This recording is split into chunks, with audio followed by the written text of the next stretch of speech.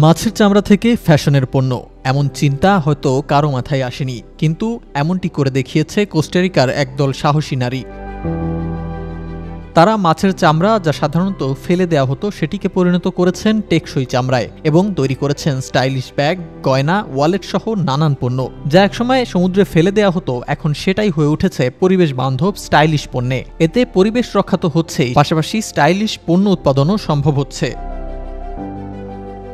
এসব নারীরা নিজেদের হাতে তৈরি করেছেন দুল, নেকলেস, ব্রেসলেট সহ নানান পণ্য।